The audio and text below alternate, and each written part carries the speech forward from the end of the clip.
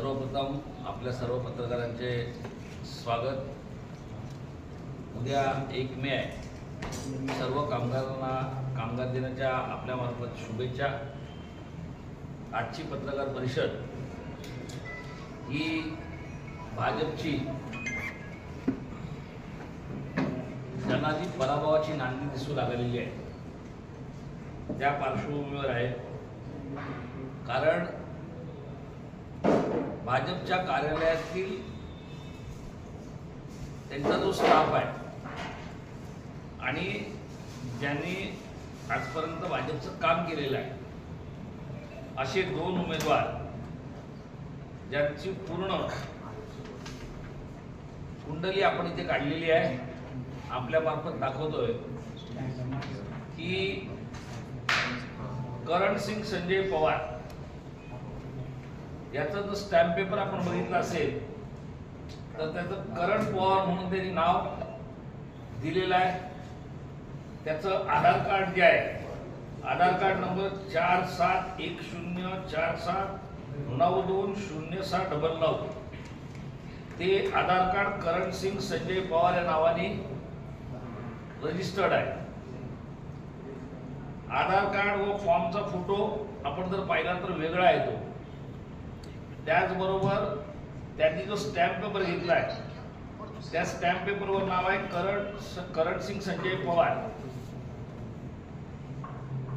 आणि त्याचा नोटरी क्रमांक जर आपण पाहिला तर 383 दिनांक 24/4/2024 ॲडव्होकेट हेमा डी शर्मा या नावाने सगळं तयार आहे। हे सगळं दाखवण्याचं तात्पर्य की आपण या करण सिंगचा जर फॉर्म बघितला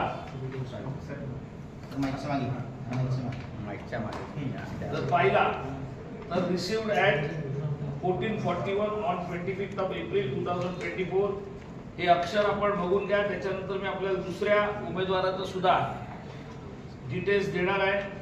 आपण जर पाहिलं ही हँडरायटिंग भरलेली तर आपल्या लक्षात येईल की हे कशा प्रकारचं भाजपनी षडयंत्र करून की करण पवार नावाचा दुसरा उमेदवार देऊन लोकांची दिशाभूल करण्याचा प्रयत्न केलेला आहे। आपल्याला सुद्धा स्मिता वाघ नावाचे 2 उमेदवार या मतदारसंघात आहेत किंवा मतदार आहेत, पण आपल्याला त्याची गरज लागत नाही, कारण आपल्याला माहिती आहे की शिवसेनेकडे असलेला उमेदवार आपला शिवसेनेचा उमेदवार याच्यावर आपल्याला विश्वास आहे।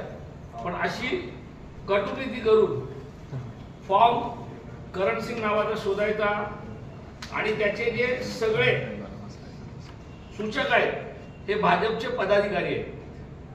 सगळे जे आहेत ते भाजपचे पदाधिकारी आहेत। आता आपण येऊया, दुसरा उमेदवार आहे युवराज संबा अप्पा जाधव। त्याचे सर्व सूचक जे आहेत ते सुद्धा भाजपचे सर्व कार्यकर्ते आणि पदाधिकारी आहेत। आणि युवराज करता ज्यांनी फॉर्म आणलाय, स्टॅम्प पेपर बनवून आणला, तो भरत गोरे म्हणून जो कार्यकर्ता आहे तो आमदारांच्या ऑफिस मधला पगारी नोकर आहे। त्याची सुद्धा नोटरी क्रमांक याची 383 आहे तर याची 382 आहे। 24/4/2024 ॲडव्होकेट हेमा डी शर्मा। हा म्हणजे नोटरी क्रमांक 382 आणि 383 हा लागोपाठ करून घेतलेला आहे।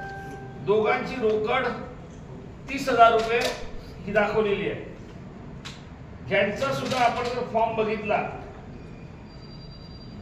याच्यावर सुद्धा युवराजची आणि ती अगोदरची हँडरायटिंग तुम्हाला युवराजची वंचितच्या बाबतीत जी उमेदवारी आहे त्याचा सुद्धा बघितलं असेल तर त्याची हँडरायटिंग सुद्धा सारखी आहे। त्याचं सुद्धा रिसिव्ड ॲट 1449 25 एप्रिल 2024 एक अगोदर करण संजय पवारची रिसिव्ड ॲट 1441 सेम डेटला आणि इथे 1449। भाजपकडे ज्या वेळेला त्यांना कळलं की बाबा आपला काय पराभव निश्चित आहे, त्यानंतर त्यांनी आपलीच भाजपची टीम शिवसेनेची मतं खाण्यासाठी ज्या पद्धतीने उतरवायचा प्रयत्न केला, मुद्दामून तुम्हाला या सगळ्या गोष्टी तुमच्या निदर्शनास आणतो आणि ह्या सगळ्या गोष्टी ऑन रेकॉर्ड आहेत। आपण जर पाहिलं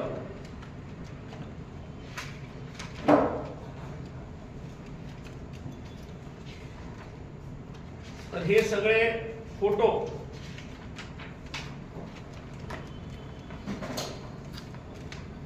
हे माननीय आमदारांसोबतचे आहेत आणि हे तारखा सुद्धा याच्यावर आहेत. 6 एप्रिल 2024 आपण पाहिलं तर हे सगळे याचा पुरावा आहे की या इथे आपण पाहताय आमदार आहेत आणि हे आताचे जे वंचितचे उमेदवार आहेत युवराज संभाप्पा जाधव सगळ्या कार्यक्रमात गेले वर्षभरात आपण पाहिलं असेल तर अशा पद्धतीने स्वतःचाच कार्यकर्ता उभा करून जी महाविकास आघाडीची मतं खाण्याचा प्रकार आहे, लोकांची दिशाभूल करायला. जसं काय वंचितचा जो उमेदवार आहे हा कोणतरी वंचितचा कार्यकर्ता आहे, पण वंचितचा कार्यकर्ता नसून हा आपण जर पाहिला तर सगळ्या याच्यात आपल्याला दिसेल की आमदारांचं पाठबळ या सगळ्या मागे आहे. यांना स्वतःला सर्वांना आपण पाहिलं ही फाईल आपल्या माध्यमातून पाहू शकता. हे सांगायचं का तात्पर्य एवढंच की काही दिवसापूर्वी आपण एक व्हिडिओ पाहिला असेल ज्यांनी मांसाहार आणि दारूच्या पार्टीवरती आमदारांनी जे स्वतःचं मत मांडलं आणि तिकडेच ज्या जिथे विद्यादान होतं त्या शाळेत जे काही प्रकार मांसाहार झाला, तिथे मद्यपान झालं, सगळं आपण पाहिलंय. भाजपला आता एक गोष्ट कळून आली आहे की यांच्या समोर आपला निभाव लागणार नाही आणि त्याच्यामुळे अशा प्रकारचं षडयंत्र करून की भाजपचाच पदाधिकारी वंचितसाठी द्यायचा आणि तो वंचितचा मग अल्पसंख्याक समाज असेल, आपला मागासवर्गीय आपले जे समाज असेल ह्या इथे हा उमेदवार चालवायचा आणि जी मतं आज आपण पाहिलं असेल की शिवसेनेला जर मिळणार आहे ती कुठेतरी थांबवायसाठी आपणच स्पॉन्सर करून उमेदवार देऊन त्यांना पराभव आपला दिसतोय तर त्याच्यापासून कसं मार्ग काढता येईल हा त्यांचा प्रयत्न आहे. माझी आपल्या मार्फत सर्व जनतेला विनंती आहे की असे सगळे भाजपचे कुटील कारस्थान आपण लक्षात घ्यावी आणि अशा लोकांपासून दूर राहावं.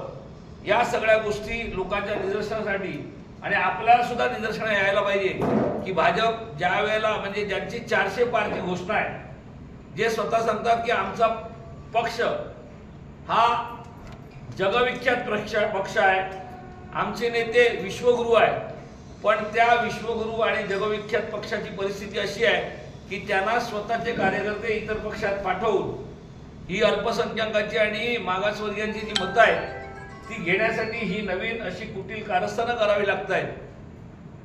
ज्यांना दुसऱ्याचे पक्ष फोडून, आमदार फोडून, खासदार फोडून आपला पक्ष वाढवता येत नाही.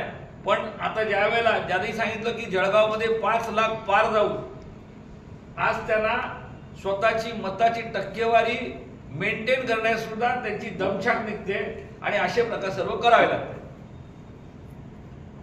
सर, आपको किस प्रकार से ये षड्यंत्र वोटों के लिए किया जा रहा है, कैसे पता चला? देखो, अगर जर तुम्ही सांगता की तुम्हाला कशा प्रकारे कळलं तर हा जो उमेदवार आहे याला फॉर्म सुद्धा भाजपचे जे आमदार आहेत त्यांच्या कार्यालयाची स्टाफने तो फॉर्म आणलेला आहे. दोन्ही फॉर्म जे भरले त्यांनी त्यांची हँडरायटिंग बघा, हँडरायटिंग सारखी आहे आणि त्याचे सूचक जे आहेत, कारण अपक्ष उमेदवाराला सूचक द्यावे लागतात, ते सूचक सुद्धा भाजपचे कार्यकर्ते आणि पदाधिकारी आहेत. मग ह्याच्यानंतर आपल्याला आपल्या मनात शंका राहिली आहे का की उमेदवार भाजप पुरस्कृत आहेत की नाही म्हणून? का करताय सर असं भाजप असं का करत असेल काय वाटतं? आपल्याला मी पूर्वीच सांगितलं की त्यांना सुद्धा आपला पराभव डोळ्यासमोर दिसतोय आणि त्याच्यामुळे ज्यांनी मोठमोठ्या वल्गना केल्या होत्या की फक्त आता 5 लाखाच्या वर किती, त्यांना आता भीती वाटली आहे की आपल्याला 5 लाख मतं तरी पडतील की नाही, त्याच्यामुळे ही सगळी कारस्थानं चालू आहे. साहेब, तुम्ही बोलले की करण पवार नावाचे डबल कॅन्डिडेट त्यांनी उभे केले, तर ते कोण आहेत? आपल्याला दाखवलं मी, त्याचं नाव करण सिंग संजय पवार आहे. आधार कार्डावर आहे, त्यांनी जो 100 रुपयाचा स्टॅम्प पेपर घेतलाय त्याच्यावर सुद्धा करण सिंग संजय पवार आहे. पण असा कोणतरी एक मतदार शोधून काढायचा ज्याचं उमेदवाराच्या नावाशी साम्य आहे, निशाणी घेताना सुद्धा त्या साम्यासारखी निशाणी घ्यायची आणि कुठेतरी लोकांना संभ्रमात ठेवायचं आणि जी करण पवारना मतं पडणार आहेत ती मताची टक्केवारी कुठे खाली आणायचा प्रयत्न करायचा, हा केविलवाडा प्रयत्न भाजपचा आहे. साहेब, तुम्ही वंचितच्या उमेदवारासंदर्भात बोलले, पण मग भाजपाला जशा पद्धतीने तुम्ही जाब विचारताय त्याच पद्धतीने आपण हा प्रश्न थेट वंचितला काय नाही विचारत? कसं आहे बघा, वंचितला ह्या इथे उमेदवार सापडत नव्हता. आपण पाहिलं असेल वंचितच्या उमेदवाराने अर्ज हा 2:45 वाजता शेवटच्या टप्प्यात भरलेला आहे आणि त्याच्यामुळे आपल्याला मी दोन्ही मुद्दामून त्या नोटरी दाखवल्या की दोन्ही उमेदवार धरपकड करून आणलेले आहेत. वंचितला जाब विचारायचं म्हणजे वंचित ही भाजपची बी टीम आहे हे आपल्याला पूर्ण महाराष्ट्रात दिसलेलं आहे आणि त्याच्यामुळे वंचितला जाब विचारण्यापेक्षा, कारण वंचितचा स्वतःला उमेदवार इथे सापडला नाही. आपण पाहिलं असेल 25 तारखेला शेवटला 2:45 वाजता त्यांना धरपकडून आणून त्याच्यावर भाजपच्या 10 सूचकांना द्यावे लागले.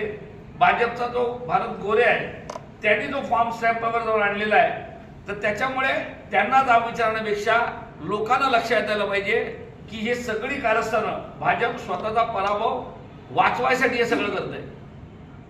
सर, आपको याद होगा कि कुछ दिनों पहले वंचित से प्रफुल्ल लोढ़ा जो है वो उन्होंने उम्मीदवारी जाहिर की थी, लेकिन उन्होंने ये भी बाद में घोषित किया था कि कहीं ना कहीं मैं करण पवार के मत खा सकता हूँ, इसीलिए मैं अपनी मागर पीछे ले रहा हूँ. तो इस बारे में देखो, आपको मालूम है कि आपके माध्यम से प्रफुल्ल लोढ़ा जी ने आपको बताया कि उन्होंने उनकी उम्मीदवारी का जो अर्जी था वो पीछे ले लिया. उसके पीछे उन्होंने बताया कि मैं 2-3 दिन यहाँ पर सर्वे किया हूँ, अगर जो भी वोट मुझे मिलने वाले हैं वो शिवसेना उद्धव बाळासाहेब ठाकरे के उम्मीदवार करण पवार जी को मिलने वाले हैं. अगर मैं खड़ा रहूंगा तो उनके वोट कटेंगे और उनका जो लक्ष्य है कि भाजपा जो लोगों को गुमराह करती है तो उसमें मैं उनको साथ दूंगा भाजपा को, इसके लिए उन्होंने अपनी उम्मीदवारी जो है वो पीछे ले ली. आता या संदर्भात काल जिल्हाधिकारी यांच्याकडे पण या संदर्भातल्या हरकती होत्या, कारण दादांची पण हरकत होती, की करण पवार होते, दुसरे करण संजय पवार त्यांची पण हरकत होती, पण दोघांची हरकत जिल्हाधिकाऱ्यांनी पेटावून लावली. एक लक्षात घ्या, करण पवारांच्या बाबतीत जे आहे त्यांच्याकडे डॉक्युमेंटरी एव्हिडन्स आहेत की त्यांचं करण पाटील सुद्धा नाव आहे, त्यांच्याकडे आधार कार्ड आहे, पण यांचं नाव आधार card stamp paper सगळ्यावर Karan Singh Sanjay Pawar आहे. करण पवार नावाचं एकही डॉक्युमेंटेशन त्यांच्याकडे नाही आहे.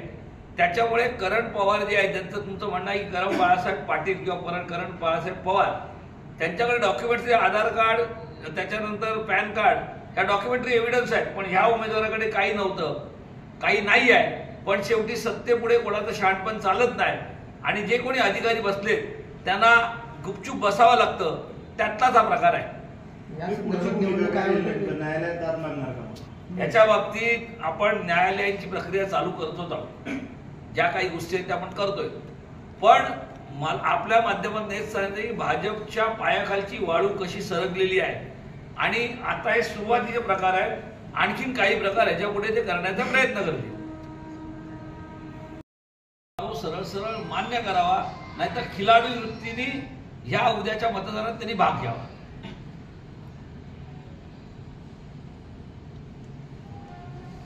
साहेब, काही उद्धव साहेबांच्या किंवा कुठल्या नेत्यांचं काही दौऱ्याचं नियोजन आहे का? 7 मेला माननीय उद्धवजींचा इथे जाहीर सभा आहे शिवतीर्थावर. त्याचप्रमाणे संजय राऊत साहेब आहेत किंवा आपले बानगुडे पाटील आहेत, यांचे सुद्धा दौरे आता अपेक्षित आहेत. या आता 11 तारखेपर्यंत त्याप्रमाणे आपण विधानसभा वाईजचे दौरे फायनल करू. महाविकास आघाडीचा संयुक्त काही होणार आहे? आता कसं आहे, 4थ्या आणि 5व्या टप्प्याच्या निवडणुका जवळ आल्या आणि प्रत्येक नेते हे पूर्ण महाराष्ट्रात काही ठिकाणी बिझी आहे. तरी सुद्धा आपलं चाललं आहे की पवार साहेब असतील, बाळासाहेब थोरात असतील, उद्धवजी असतील, संजय राऊत साहेब असतील, यांचा आपण एक संयुक्त कार्यक्रम करण्याचा प्रयत्न करतो.